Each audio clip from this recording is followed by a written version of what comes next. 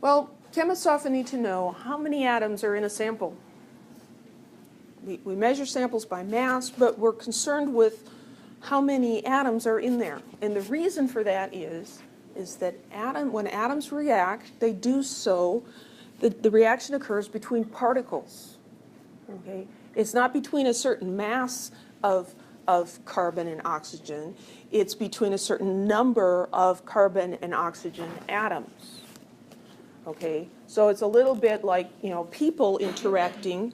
You can have families, right? The family size is not based on mass. You could have a family that only weighs 200 pounds, the entire family. You could have another family that weighs 1,000 pounds.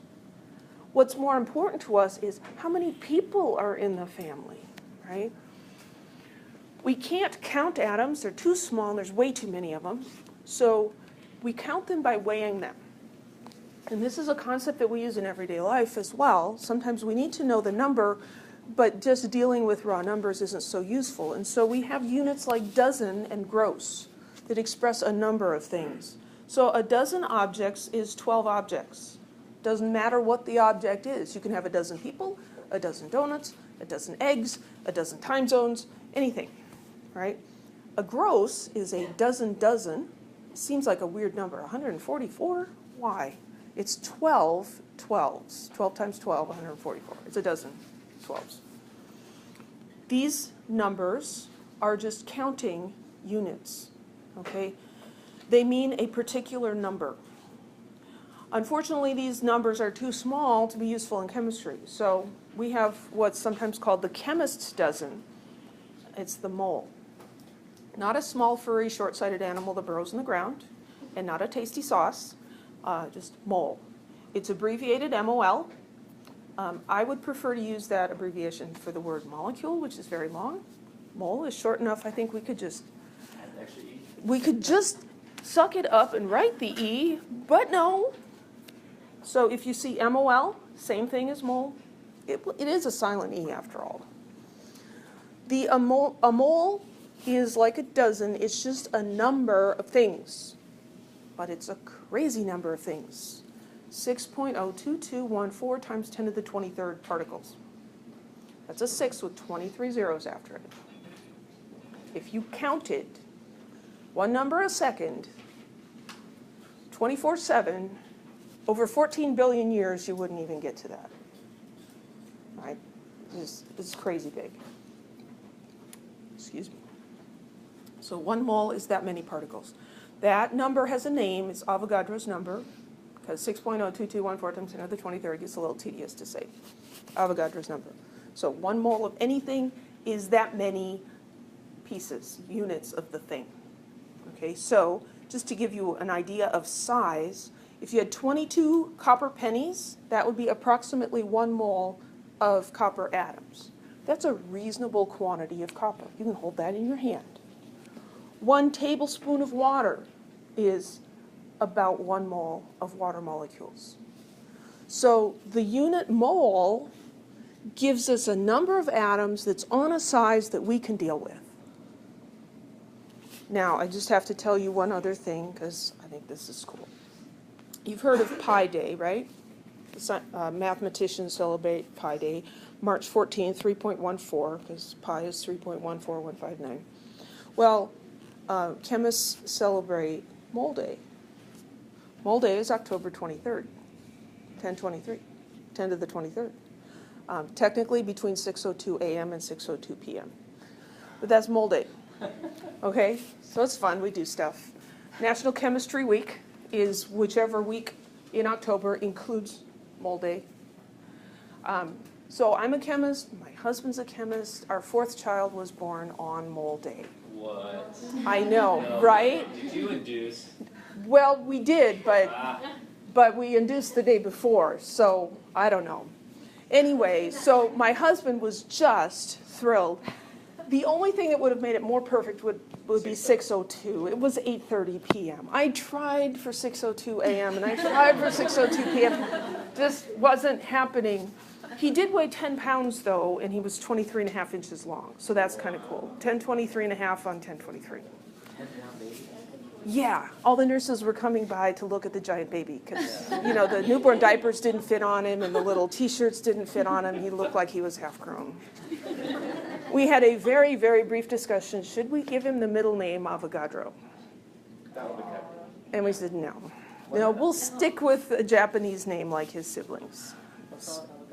Well, there's nothing wrong with it, but we ended up with Yoshiaki. A child, it would have been Michael Avogadro Kawagoe. Yeah, but all the other kids have Japanese middle names. So Is he he's the last one? no. Oh, okay. He was supposed to be, but he wasn't. So his name is Michael Yoshiaki Kawagoe. I probably shouldn't be putting this on YouTube, but so his initials are MYK, which if you pronounce that, you could say that's Mike. My husband has a thing with initials. Anyway, there's the mole. So where did that crazy number come from? It wasn't random, but it also wasn't chosen for its numerical value. It's chosen to be convenient. So we said that an atomic mass unit was 1/12 the mass of a carbon-12 atom, right? Which makes a carbon-12 atom weigh 12 atomic mass units. So the mole is the number of particles in 12 grams of carbon-12, the number of atoms in 12 grams of pure carbon-12. So what 12 grams of carbon is 12 moles of carbon atoms. It's 6.022 times 10 to the 23rd carbon atoms. Now on the previous slide it said 6.02214, and we actually know some digits after that. For class purposes, knowing 6.022 times 10 to the 23rd is good enough. And you should memorize that number if you haven't already. So this gives us a relationship between grams of carbon and numbers of atoms. It's a useful conversion factor. We can convert between moles and atoms just like we would convert between dozens of eggs and eggs. So I was at Costco the other day. Costco, 5 dozen eggs. How many eggs is that? 60. How did you do that? Just times by 12. We can do that because we're familiar with it. This is what you're doing. You're using a conversion factor. You're going to eggs from dozen, and you know that there are 12 eggs in 1 dozen. And so you get 60 eggs. The conversion between moles and atoms is the same. It's just got a different number. Mole is the chemist's dozen, and 6.022 times 10 to the 23rd is the number we use instead of 12. Do you really get 5 dozen eggs? Yeah, we do buy 5 dozen eggs at a time. A lot of eggs. Well, there's 4 kids at home, plus me and my husband. So yeah, we can go through the eggs. Carton each? Something like that.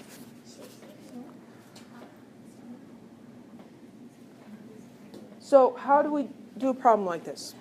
A pure silver ring contains 2.80 times 10 to the 22 silver atoms. How many moles of silver atoms does it contain? So this is a dimensional analysis problem. So we are given 2.80 times 10 to the 22 silver atoms. And what do they want us to find? Moles. Moles. How many moles? Well, how do we get from number of things, atoms, to moles? It's the same as getting from eggs to dozens. We just need one conversion factor. So we write down our given number again, 2.80 times 10 to the 22 silver atoms. We've got one conversion factor. I'm going to have moles on top and atoms on the bottom. So the units work out. You don't have to remember, should I multiply or divide? Let the units tell you. Now I look at that, and I know I have to stick Avogadro's number in there. Mole is the chemist's dozen. You don't say 12 dozen is 1 egg. It's backwards. It's 1 dozen is 12 eggs. So 1 mole is 6.022 times 10 to the 23rd atoms. This is the sort of problem where you have to use scientific notation correctly on your calculator, or it's going to be wrong. So if you find yourself getting problems like this wrong, please come see me in lab and I can help you. It's your calculator's fault, and I'll speak harshly to it. 2.8 EE22 divided by 6.022 EE23 equals. How many sig figs should this have? 3.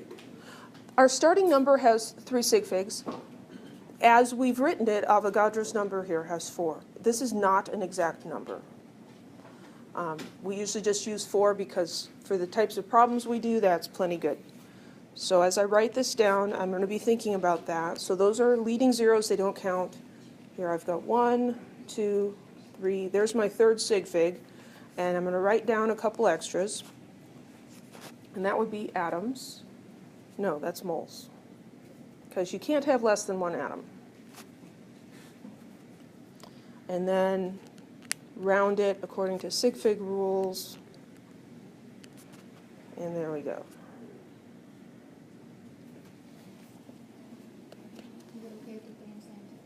It's fine if you put it in scientific notation. It would be 4.65 times 10 to the minus 2. Could you end up with a problem that gave you 0.0465 atoms?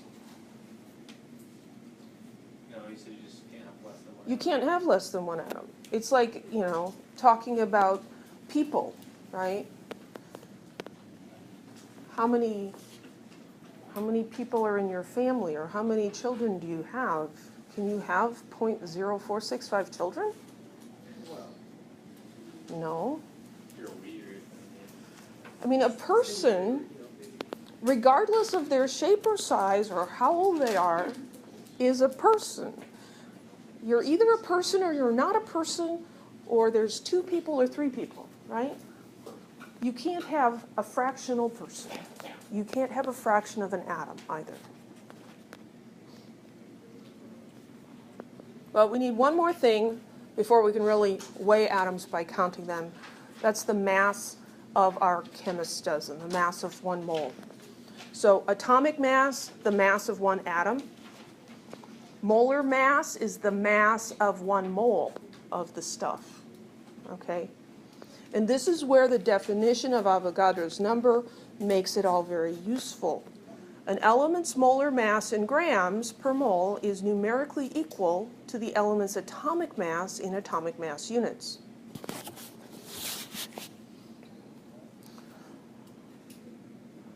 So we said that a carbon-12 atom weighs 12 atomic mass units. 1 mole of carbon-12 weighs exactly 12 grams. 26.98 grams of aluminum is 1 mole. It's Avogadro's number of aluminum atoms. This is the average atomic mass in atomic mass units. So if we were looking at 1 atom of aluminum, that would have the mass 26.98 atomic mass units, the average mass. The numbers are the same, you just change the units. Gram is a visible amount of stuff. Mole is a visible number of particles. 1 atom is too small to see. An atomic mass unit is way too small to see also.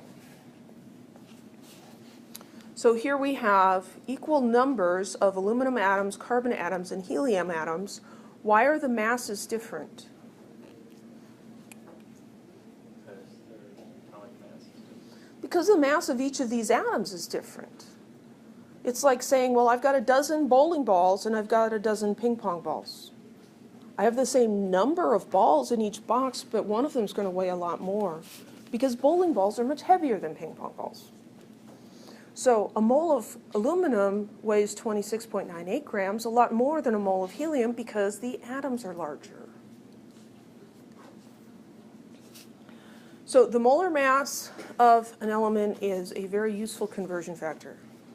So 12.01 grams of carbon is equal to 1 mole of carbon. Why is this not 12 grams? Carbon 12, 1 mole is 12 grams. Why is this 12.01? Average atomic mass. There are two other isotopes, carbon 13 and carbon 14. They are less abundant than carbon 12, but they're enough to bump the average mass up a little bit. So this is the average mass of carbon. So that number on the periodic table with the unit gram is equal to 1 mole of that element. And you can write 2 conversion factors from that. So let's do an example. Calculate the amount of copper in moles in a 35.8 gram pure copper sheet. So what we're given is 35.8 grams of copper. And what do they want us to find? Moles. They want amount in moles of copper. Well, we can go between grams and moles in one step. So 35.8 grams of copper. We just need one conversion factor. Grams is going to be on the bottom and moles on the top, so the units work out. The number comes from the periodic table. In our classroom, there will always be the periodic table on the wall. On an exam, I will always give you your own periodic table that you can scribble on and do whatever you want to. So we look on the periodic table, and copper is 63 point, this one says 546, 63.55. Okay, so in my lectures, I am generally going to use masses with 4 significant figures, partly because I have a whole bunch of them memorized, and also because most of our problems are only going to require 3 significant figures, so this isn't going to mess anything up. What you should do is whatever periodic table you're using, use what's written on that, okay? So that many grams is 1 mole. So then I've got 35.8 grams divided by 63.55. This should have 3 significant figures, so I'm going to write 0.563, and I'm going to write a couple extras, 3, 4, and that's going to be moles. And then I'm going to round it.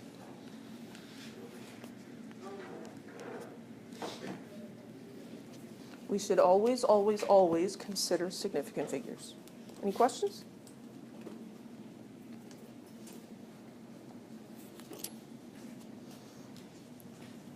Okay, so we converted between grams and moles. Here's the plan for going from mass to numbers of atoms.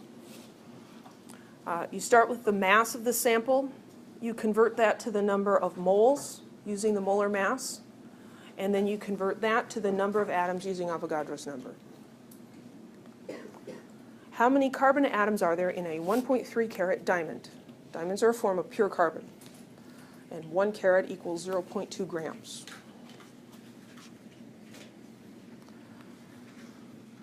With all of these word problems, read the whole thing, identify the numbers, write them down, and then start to think about, well, what am I given? What am I looking for? How do I get there?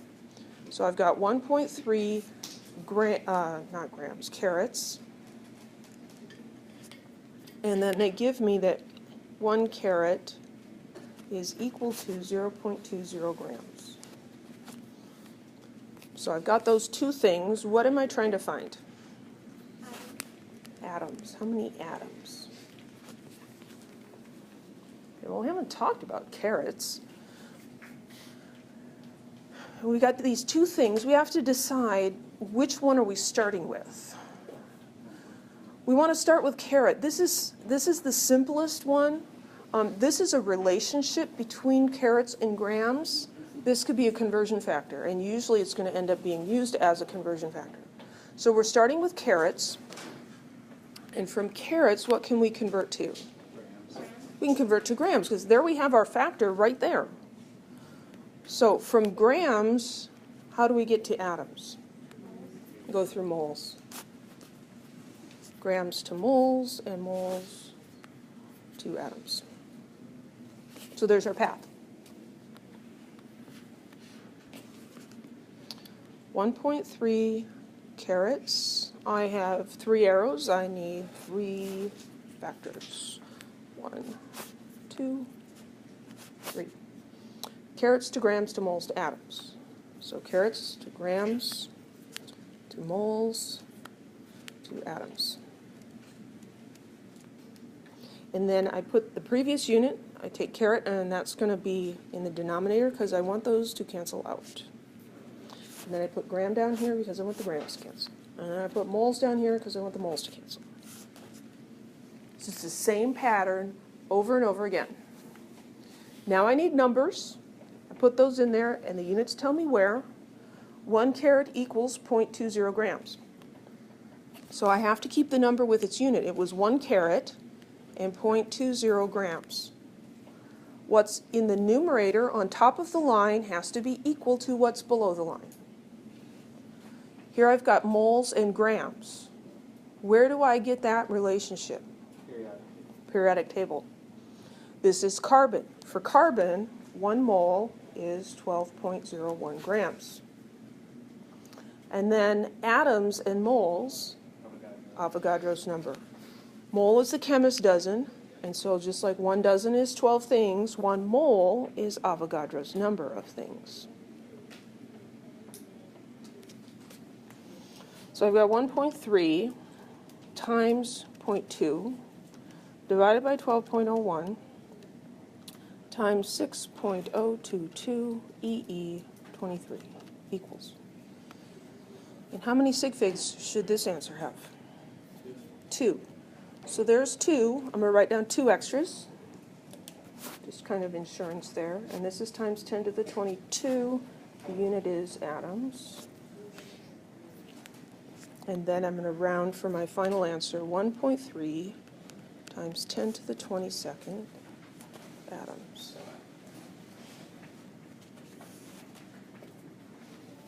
That's a really big number. Is that okay? Yeah. A 1.3 carat diamond is pretty big. We can definitely see it, right? Anything that's big enough to see is going to have a ginormous number of atoms in it. Any questions? Let's do another one. This is the type of problem that could show up on an exam, like the exam coming up on Tuesday, where you need to use these concepts of dimensional analysis and of density and of Avogadro's number and the mole to figure out a problem, but we haven't actually seen a problem exactly like this before. So we read through the problem, we write down the numbers, and then we think about it. A titanium cube contains 2.86 times 10 to the 23rd atoms. What is the edge length of the cube? The density of titanium is 4.50 grams per cubic centimeter. Now, I would not expect that you immediately know what to do. So we have to strategize. So we're going to sort. We're going to put this, write down all these numbers with their units. So we have that many atoms, and we have this number 4.50. This is written with a slash because that's easier to put into the computer. You're not doing problems on your computer, you're using your hand and a pencil. Make it a vertical fraction. So this is grams per cubic centimeter. That way your eye recognizes that's a fraction. Okay, so those are the numbers that are given. What are we trying to find? A length of Yeah, a length of a cube. So the edge length. That's what we're trying to get.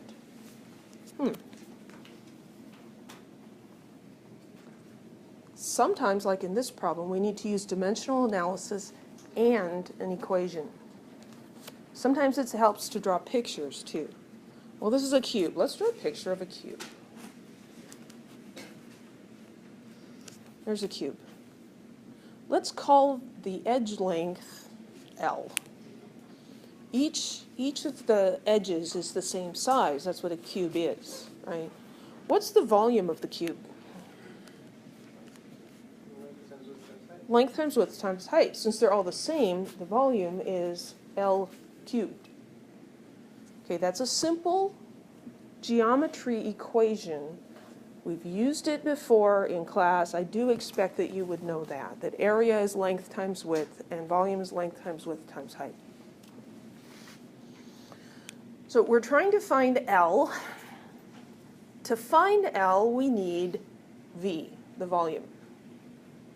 Well, could we do something with these to get volume? Yeah, we could. Here's a volume unit right there, cubic centimeters. So if we could get to cubic centimeters, that's a volume, and we could stick that into that equation and find out. How do we get to cubic centimeters from atoms? Well, this is grams and cubic centimeters, so I can use this to go from grams to cubic centimeters. How do I get from atoms to grams? Through moles.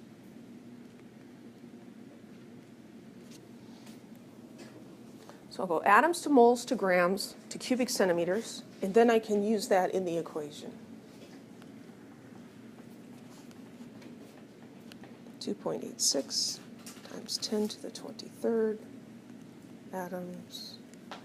1, 2, 3 arrows. The first one was moles. The second one was grams. The third one was cubic centimeters. Make a plan, put in all the units first. You notice I sometimes go left to right and sometimes I go right to left because it gets a little tedious. My atoms cancel, my moles cancel, my grams cancels. I'm left with cubic centimeters. Well, this is the relationship between grams and cubic centimeters. 4.5 grams is 1 cubic centimeter. So over here on the last one, the number with the gram is 4.50. If you want a number in the numerator, put a 1 there. Moles and atoms, what number goes in here? Avogadro's number. And as frequently happens, I didn't leave enough room for that really long number. So I'll kind of squeeze it in. 6.022 times 10 to the 23rd atoms is 1 mole. Grams to moles. Where do we get that number? Periodic table. We're told this is titanium. What's the symbol for titanium? Ti. So be careful, don't use TL. That's something else. Ti is over here, 47.87. So that means 47.87 grams is 1 mole. The molar mass is the mass of 1 mole. So then we math. 2.86 EE23 divided by 6.022 EE23 times 47.87 divided by 4.5. So I'm getting a result here. Oops, rotated. This would have, how many sig figs? 3. So 5.05, there's my third significant figure. This is not my final answer. I want to write down at least 2 extras. The unit here is cubic centimeters. I'm underlining this 5 to remind myself this number has 3 sig figs. So when I use it later, I don't have to backtrack all the way to the beginning. So that is equal to the volume, but we need the length. So we need to rearrange this equation. Volume is the length cubed. So we need to get rid of the cube, and we do that by taking the cube root of both sides. So the length equals the cube root of the volume. So length equals the cube root of that volume we just calculated, 5.0521 cubic centimeters with 3 sig figs. Everybody's calculators, there's several different varieties, and so yours works differently. This is what the TI-30X Pro does.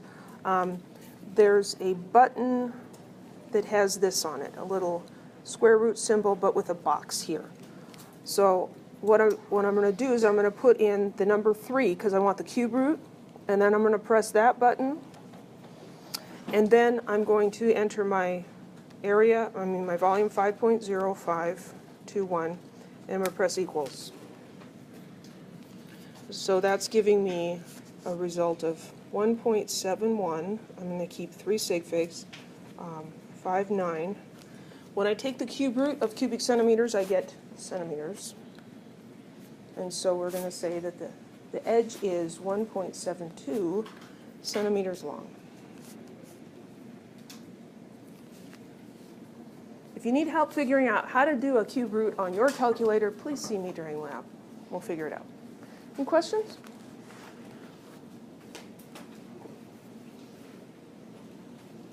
I love it when it times out like that.